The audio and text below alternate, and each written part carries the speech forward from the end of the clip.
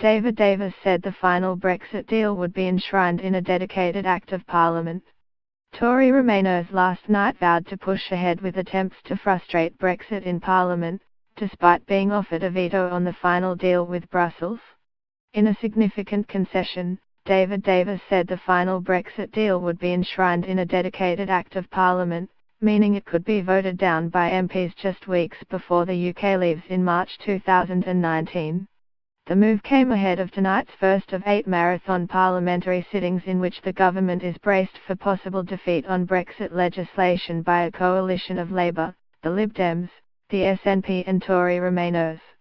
Pro-Remain MPs were initially wrong-footed by the intervention from Mr Davis, with Shadow Brexit Secretary Sir Keir Starmer welcoming the last-minute climb down. But last night Tory plotters indicated they would push ahead with a string of amendments to the EU withdrawal bill after Mr Davis said the UK would leave the EU without a deal if MPs voted down the deal agreed with Brussels.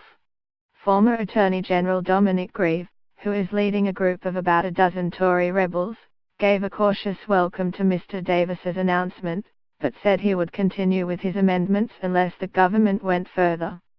Pro-Remain MPs were initially wrong-footed by the intervention from Mr Davis, with Shadow Brexit Secretary Sir Keir Starmer welcoming the last-minute climb down.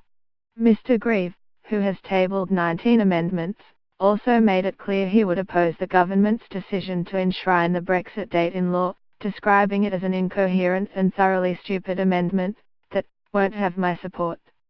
Fellow Tory Antoinette Sandbach said Mr Davis's announcement was meaningless without further guarantees. Heidi Allen, another rebel, described the concession as pointless.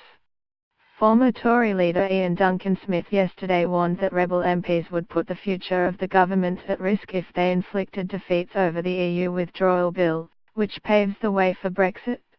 If people keep voting against the government on this, they make the government's position more untenable, he said.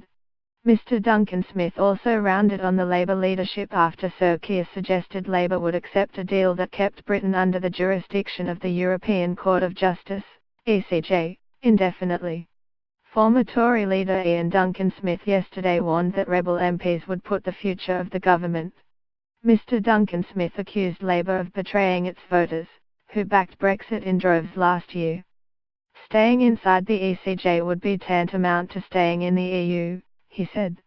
Their chief executive of Germany's biggest bank has rubbished European attempts to steal an essential part of London's prized currency trading business, saying as few as 74 UK jobs would be lost. Deutsche Bank boss John Cryan poured scorn on anti-Brexit campaigners' claims that up to 100,000 roles could disappear from the city if so-called euro clearing has to move. The business underpins the trade of trillions of euros every year and helps London maintain its supremacy over EU rivals.